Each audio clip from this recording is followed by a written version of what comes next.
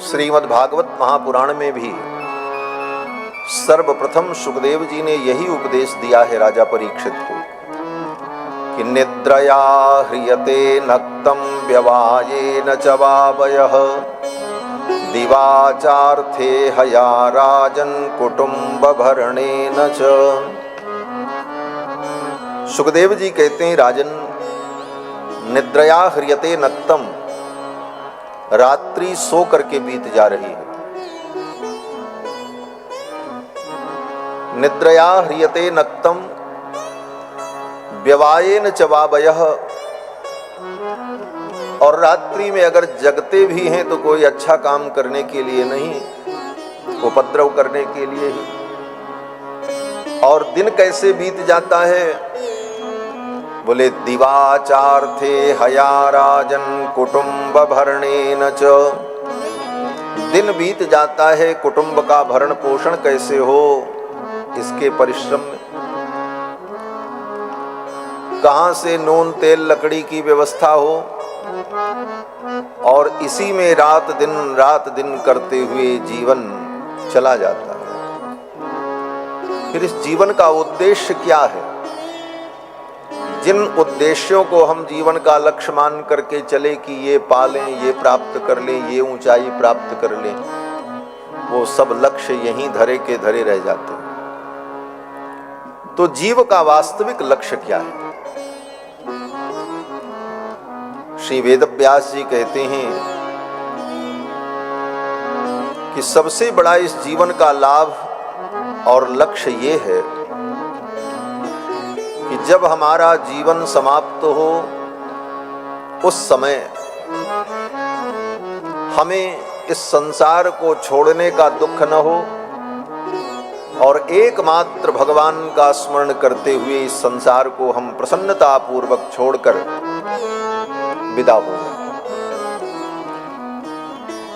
जन्म लाभ परः पुंसाम अन्ते नारायण स्मृति। जीवन का यही परम लाभ है कि अंत में भगवान नारायण की स्मृति हो जाए। और भगवान का स्मरण करके अगर इस दुनिया से विदा हुए तो फिर कोई चिंता करने की जरूरत नहीं। क्यों? बोले फिर तो उनकी चिंता है। जिसका स्मरण करके, जिसका नाम लेकर के दुनिया से हम विदा हुए, चिंता उसकी हो जाती है। राम का नाम लेकर जो मर जाएंगे, ये न पूछो कि मरकर किधर जाएंगे, वो जिधर भेज देंगे उधर जाएंगे। ये जीवन का उद्देश्य। इसी के लिए बड़े बड़े ऋषि मुनि, महात्मा, अमलात्मा, विमलात्मा लोग तप साधन तीर्थादि कार्यों में प्रवृत्त होते हैं। जन्म जन्म मुनि जतन कराही, अंतराम कही आवत नहीं। जन्म जन्म मुनि महात्मा इसी के लिए जतन करते हैं, प्रयास करते हैं। ये सब कुछ प्रयास इसी के लिए, चाहे वो तीर्थ हो, चाहे मंदिर हो, चाहे यज्ञ हो, चाहे व्रत हो, भगवान की कथा हो, इन सब का एक ही उद्देश्य है कि हमारा मन, हमारा चित्त भगवान में लगे और संसार से हमारा मोह टूटे। बस। धर्म का उद्देश्य केवल भौतिक उपलब्धियां नहीं। धर्म का उद्देश्य आत्मकल्याण है। और आत्मकल्याण क्या है? बोले संसार का मोह छूट जाए, और जो मोह संसार में है वह मोह हमारा भगवान में हो जाए। हाँ, दूसरे शब्दों में कहा जाए तो जो मोह संसार में है वो परमात्मा में हो। इसी को गोस्वामी जी कहते हैं, कामी नारी प्यारी जिम, लोभी प्रिय जिम दाम, तिम रघुनाथ निरंतर प्रिय लागो मोहि राम। जिस तरह हम संसार में आसक्त होते हैं, मोहग्रस्त होते हैं, वही मोह भगवान में हो जाए। बोले मोह तो मोह है, मोह को बंधन का कारण कहा, फिर वही मोह भगवान में हो जाए तो वो मोह कल्याणकारक कैसे होगा? बोले ये भी बात सही है। देखो, काम क्रोध लोभ मोह ये सब दुर्गुण हैं, ये बंधन के कारण हैं। लेकिन ये संसार से हो तब बंधन के कारण है, और भगवान से हो जाए तो यही मुक्ति के कारण बन जाते। वही मोह, वही प्रेम, वही आसक्ति भगवान में हो जाए तो वो बंधन से मुक्ति का कारण बन जाती है। क्यों? कहते हैं जैसे ताला होता है ना, तो ताला जिस चाबी से बंद होता है उसी चाबी से खुलता भी है। अंतर क्या होता है? बोले चाबी को इधर घुमाए तो ताला बंद, और उसी चाबी को इधर घुमा दिया तो ताला खुल गया। उसी प्रकार ये काम क्रोध लोभ मोहादि जो विकार हैं ये संसार में हों तो बंधन, और संसार से हटकर भगवान की ओर चल पड़े तो यही मुक्ति का कारण बन जाता है, यही मोक्ष का कारण बन जाता है। कामाद गोप्य भयात कंसः द्वेषात चैद्यादयो नृपः।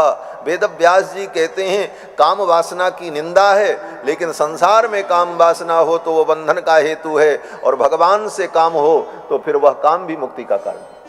कामाद गोप्य उदाहरण दिया, गोपियों के अंदर कामना हुई कृष्ण मेरे प्रियतम हो जाएं।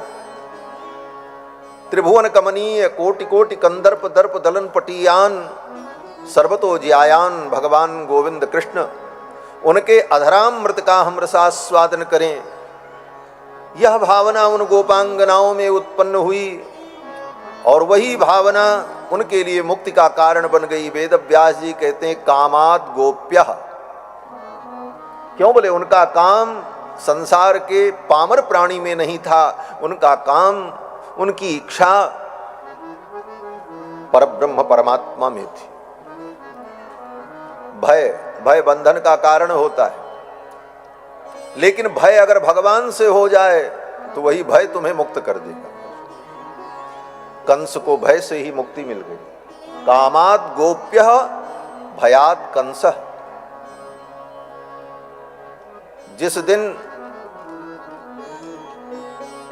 आकाशवाणी ने कहा कि देवकी की 8वीं संतान तुम्हारी शत्रु होगी, उसी दिन से कंस भय के कारण निरंतर भगवान का स्मरण करता रहता था। वो विष्णु हमें मारेगा, वो विष्णु हमको मारेगा।